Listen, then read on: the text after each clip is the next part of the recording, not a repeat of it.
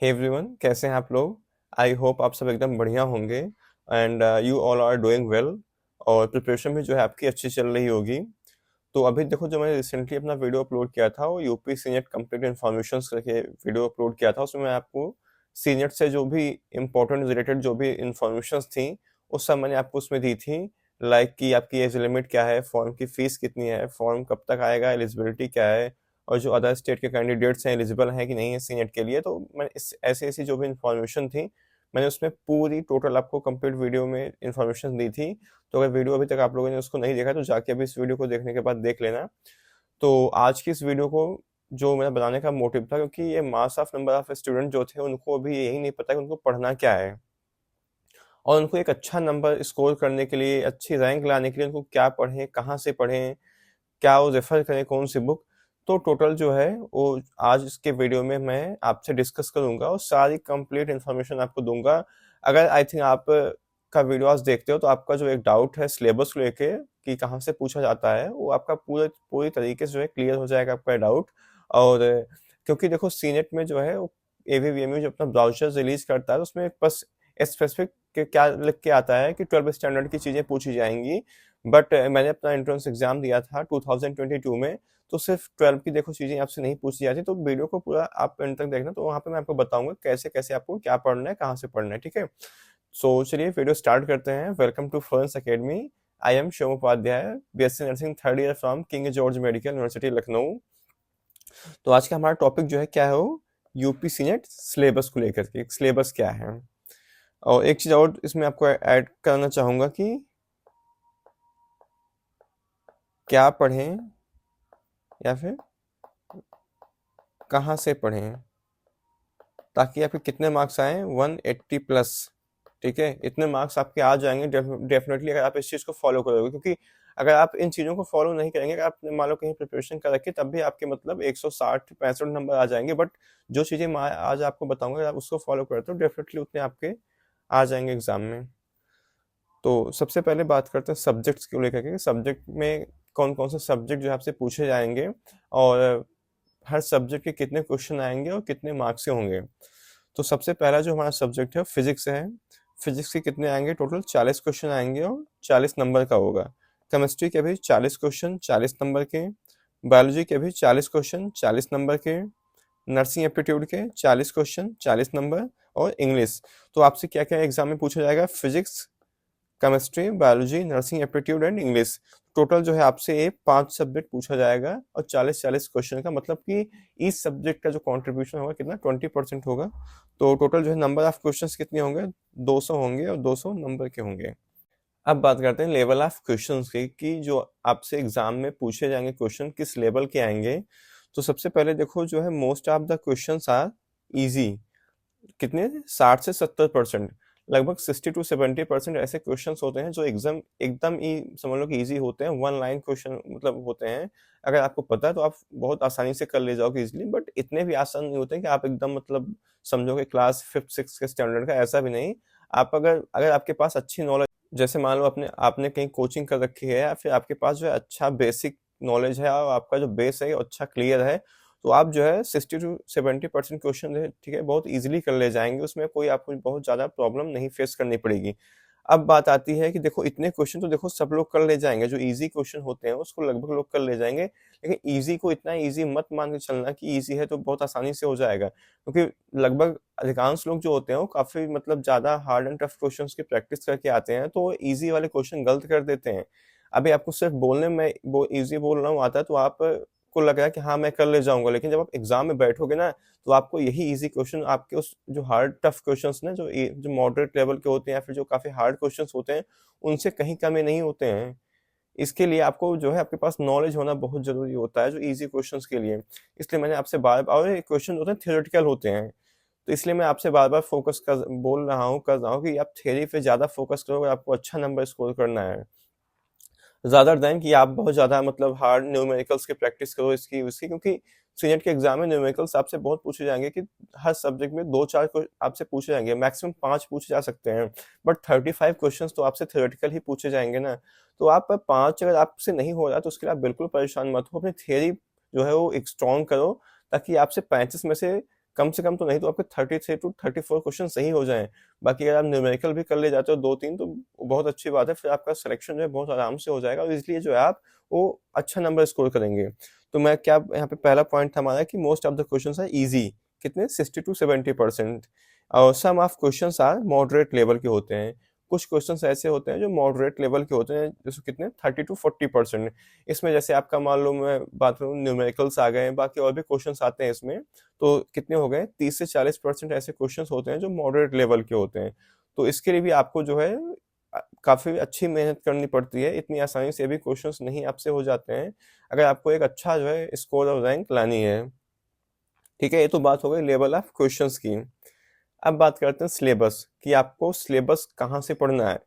तो देखो जो एवीवीएमयू के ब्राउचर्स में वो मेंशन है वो क्या है कि इंटरमीडिएट लेवल 11+2 मतलब 12 स्टैंडर्ड का चीजें आपसे पूछी जाएंगी 11+12।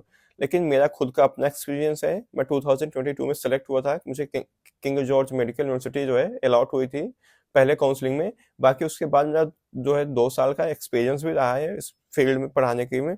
तो ठीक है, टीचिंग में मैंने 2 साल के पेपर्स को भी खुद एनालिसिस किया है, बाकी और भी जो मेरे जूनियर्स आते हैं मैंने उनसे बात भी की है। तो देखो इसमें जो most of the question are कैसे होते हैं, थियोरेटिकल होते हैं और बेसिक लेवल के होते हैं। And so you should also study high school level.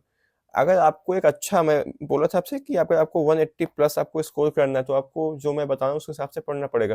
तो आपको सिर्फ जो है 11+2 का ही नहीं पढ़ना है, साथ ही साथ आपको जो है 9th एंड 10th की स्टैंडर्ड की बुक्स भी आपको पढ़नी है। और चाहे आप एनसीईआरटी पढ़ो या फिर जो आपके बोर्ड में जो बुक्स चलती हैं आप उसको पढ़ो, लेकिन आपको 9th और 10th के लेवल की इंफॉर्मेशन आपको जानकारी होनी चाहिए, क्योंकि कुछ क्वेश्चंस ऐसे होते हैं जो आपके 9th एंड 10th लेवल के आते हैं, बहुत ईजी होते हैं, बट अगर आप उसको प्रैक्टिस नहीं किए रहेंगे तो आप नहीं कर पाएंगे क्वेश्चन। आप कितना भी अच्छी आपकी तैयारी क्यों ना, आप भले नीट की प्रिपरेशन 2 साल 3 साल 4 साल किए हो, बट आप नहीं कर पाएंगे।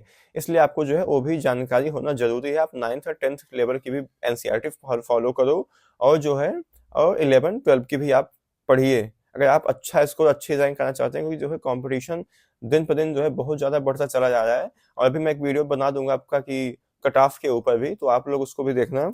और एक और पॉइंट यहाँ पे मैं आपसे बोलूंगा जो आपको स्ट्रिक्टली फॉलो करनी है वो है कि फॉलो ओनली एनसीईआरटी। आपको भाई सिर्फ और सिर्फ जो है एनसीईआरटी फॉलो करनी है, वो आपको उसके अलावा कुछ भी नहीं। कोई कुछ भी बताए कि इस बुक को ले लो, उस बुक को ले लो, हाँ क्वेश्चन प्रैक्टिस करने के लिए आप बुक ले सकते हैं, बट अगर मैं आपको थियोरी पढ़ने के लिए बताऊं तो आप सिर्फ और सिर्फ आंख बंद करके, ठीक है, एनसीईआरटी पे भरोसा करो। आपका जो है आपको वही पार लगाएगी, अदरवाइज आप अगर इधर उधर भटकोगे तो बस पैसा वेस्ट होगा, उससे कोई मतलब नहीं निकलने वाला है। तो ये तो बात हो गई सिलेबस की। अब बात करते हैं क्या फिजिक्स केमिस्ट्री में आपको कैसे पढ़ना है, क्या पढ़ना है, कहाँ से पढ़ना है। तो देखो जो मैंने फिजिक्स केमिस्ट्री थी इसको मैंने 3 पार्ट्स में डिवाइड कर रखा है। पहले तो आपको थियरी पढ़नी है, फिर फॉर्मूला, फिर न्यूमेरिकल्स पढ़ने हैं आपको। ठीक है, तो इसलिए मैंने इसको डिवाइड किया क्योंकि जो आपका फिजिक्स और केमिस्ट्री में जो सबसे ज्यादा पोर्शन आपका होता है थियोरेटिकल होता है, तो इसलिए आपको सबसे ज्यादा जो फोकस करना है आपको थियरी पे करना है। और इसके बाद आपको फॉर्मूले हर चैप्टर के याद होने चाहिए। लाइक जैसे जैसे आपका मान लो एक्सेलरेशन इक्वल टू फोर्स है ना, एफ इक्वल टू एम में होता है तो A equal to F by M हो गया। बाकी आपको वर्क डन का formula F equal to W equal to क्या होता है, एफ एस कॉस थीटा होता है, एफ एस साइन थीटा कहाँ पे होता है। और जो आपके ट्रिग्नोमेट्री की जो वैल्यूज हैं आपको साइन कॉस की उसको भी याद कर लो, क्योंकि कहीं कहीं पे उसका यूज हो सकता है। और बाकी जैसे जो रेजिस्टेंस के फॉर्मूला हो गया आपका, इलेक्ट्रिक वोल्ट आपको निकालने को, पोटेंशियल निकालने को पूछ लिया। तो जो इजी क्वेश्चन है हर चैप्टर के जो इंपॉर्टेंट फॉर्मूलेज हैं, अगर टाइम मिलेगा तो मैं उसके भी जो वीडियोज आपको अपलोड करूंगा, आपको बता दूंगा कि कैसे कैसे कौन कौन से फॉर्मूले हैं जो आपको पढ़ने हैं, तो एक वीडियो में पूरा जो है कवर हो जाएगा। ठीक है, तो आपको फार्मूले भी हर चैप्टर के अच्छे से पढ़ने हैं और न्यूमेरिकल्स आपको जो करने हैं बट इजी लेवल के करने हैं, ज्यादा हार्ड एंड टफ आपसे क्वेश्चंस नहीं करने। ठीक है, जैसे मैं आपको बताया ना कि वर्क डन आपसे निकालने को पूछ सकता है, रेजिस्टेंस आपसे पूछ सकता है, और इलेक्ट्रिक पोटेंशियल आपसे निकालने को पूछ सकता है।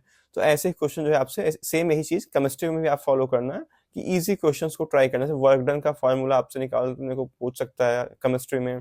और भी मतलब जो आपसे अलग अलग सीपी सीवी उसके उसके भी वैल्यूज जो उसमें क्वेश्चंस होते हैं, तो लाइक मतलब कि जो इजी लेवल के जो क्वेश्चंस होते हैं उसको आप लोग कर लेना। ज्यादा हार्ड एंड टफ क्वेश्चन जो है सीनियर के एग्जाम में नहीं पूछता है, जैसे नीट वीट में या फिर जो अदर एंट्रेंस एग्जाम में पूछे जाते हैं। तो आपको ऐसा इतना हार्ड एंड टफ क्वेश्चंस की प्रैक्टिस आपको नहीं करनी है, इजी क्वेश्चंस आपको करने हैं।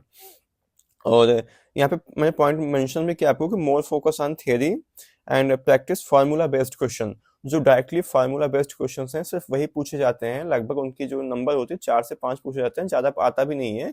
तो प्रैक्टिस मोर क्वेश्चंस। अगर आपको इस एग्जाम में अगर आपको बहुत अच्छा करना है, एक अच्छी रैंक, लाइक इससे आपको जो यूपी के टॉप कॉलेज हैं लाइक SGPGI, KGMU, RML हो गया, यूपी यूएमएस सैफई हो गया, तो आपको ऐसे जो टॉप के कॉलेज चाहिए तो उसके लिए आपको एक अच्छी रैंक और एक अच्छा नंबर चाहिए होता है, उसके लिए आपको, ठीक है, आपको भीड़ से कुछ तो अलग करना पड़ेगा, ठीक है। बाकी देखो पढ़ तो सब लेंगे, लगभग 140-50 के बीच में बहुत नंबर होगा, ठीक है, कम नहीं होंगे, बहुत सारे होंगे।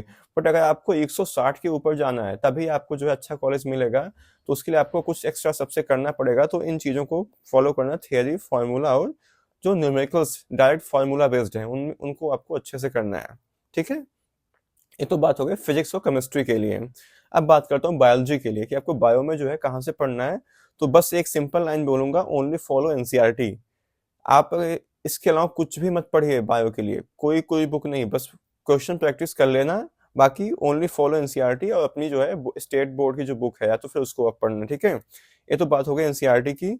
एंड नर्सिंग एप्टीट्यूड के लिए मैं आपसे देखो हॉनेस्टली अपना रिव्यू दे रहा हूँ, मैंने खुद दिया एग्जाम, बाकी 2 साल मैंने बच्चों से पूछा भी है, जो मेरे जूनियर्स यहाँ पे आते हैं, मैंने उनसे भी रिव्यू लिया इस चीज़ को लेकर। तो only question practice is enough for nursing aptitude, क्योंकि नर्सिंग एप्टीट्यूड के लिए कोई ऐसी स्पेसिफिक बुक नहीं है जो आपको सिखा पाएगी। नर्सिंग एप्टीट्यूड में बस वही क्वेश्चंस पूछे जाते हैं जो आपको आपसे आपसे जानना चाहते हैं कि आपको नर्सिंग के बारे में कितनी समझ है, कितनी नॉलेज है।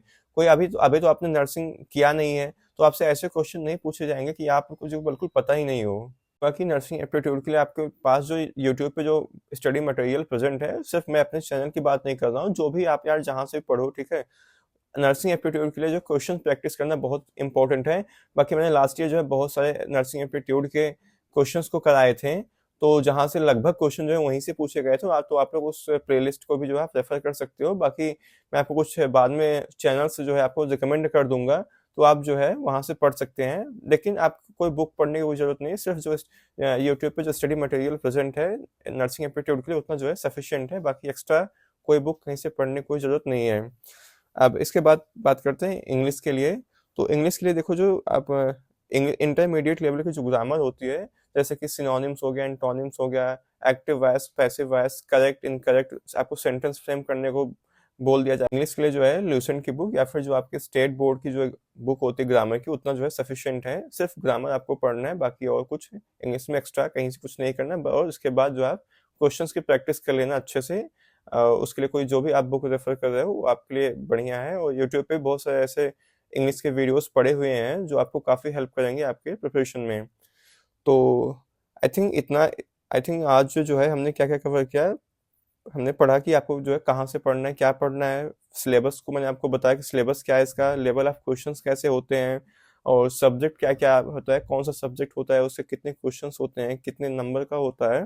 तो ओवरऑल जो इतनी इन्फॉर्मेशन थी आपको सिलेबस को लेकर के, और जो भी आपके डाउट थे उसको मैंने इस वीडियो में जो है कवर करने की पूरी कोशिश की है। बाकी इसके बाद भी अगर आपका कोई डाउट रह जाता है तो उसको आप जो है कमेंट सेक्शन में मेरे से पूछो। फिलहाल जो है आज की वीडियो में बस इतना ही। बाकी अगर आपको वीडियो पसंद आई हो तो वीडियो को लाइक कर देना, और चैनल के सपोर्ट में जो है चैनल को सब्सक्राइब कर देना। Thank you so much watching for this video.